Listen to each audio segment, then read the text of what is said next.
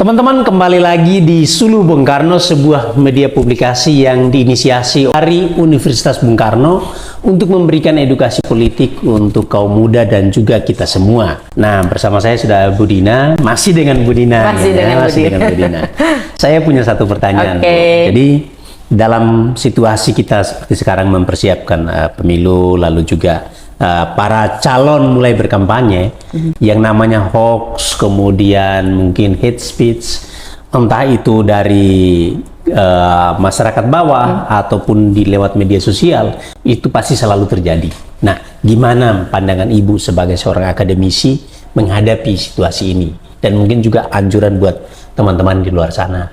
Oke, saya menyarankan sebenarnya, menyarankan terkait dengan hate speech ataupun berita-berita hoax yang berseliweran di media sosial, itu tentunya tadi harus punya filter. Nah, filter itu nanti berkaitan dengan bagaimana proses penyaringan informasi yang kita dapatkan.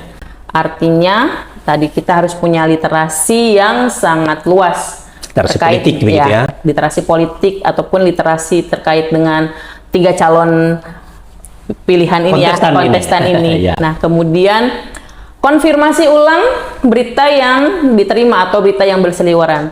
Nah, konfirmasi ulang ini artinya adalah kita harus pastikan keaslian sumbernya.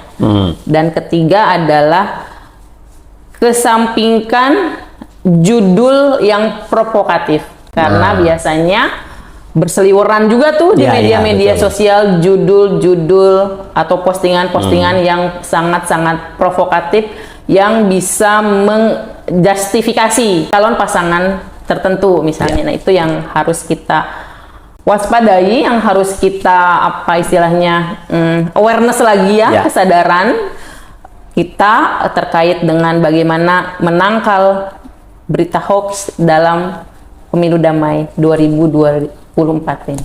Tadi Ibu sudah memberikan masukan dari sisi bawah, sisi pemilih kita yang rakyat biasa nih. Tetapi bagaimana dengan mereka yang memproduksi pesan itu? Saya pikir dari tim sukses lah ya, para kontestan ini tentunya memang harus memberikan edukasi yang baik. Artinya mereka harus memulai lebih dulu. Harus memulai itu penting itu. Edukasi yang baik karena nanti supaya masyarakat atau pemilih ini mendapatkan well informed. Jadi maksudnya well informed itu adalah ya masyarakat mendapatkan informasi yang baik. Gimik mungkin oke, boleh lah ya untuk hiburan atau entertainnya, tapi yang memang yang harus dikedepankan adalah memberikan nilai edukasi. Nah, tentunya nilai edukasi ini berkaitan dengan visi, misi, dan program dari para kontestan ini. Tetap harus mengedepankan nilai edukasinya, ya, supaya tidak menjadi blunder juga sih sebenarnya untuk para calon capres dan cawapres itu. Intinya adalah itu. Jadi mereka sendiri yang harus mengemas pesannya secara baik dan disampaikan kepada masyarakat secara baik, sehingga respon balik dari masyarakat pun akhirnya baik. Dan tentu saja kita mengharapkan pemilu damai.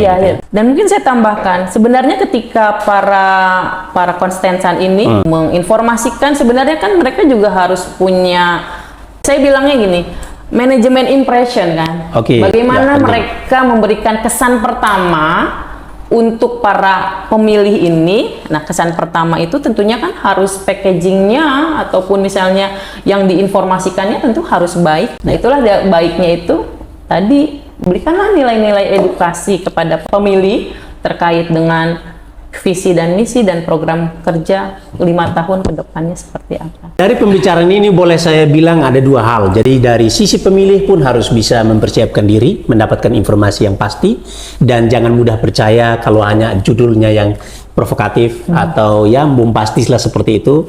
Lalu yang kedua, dari para pendesain komunikasi, entah itu masuk di tim sukses atau para marketing komunikasi di bidang politik, jangan berharap politik ini berjalan baik kalau kita sendiri yang berniat untuk merusaknya.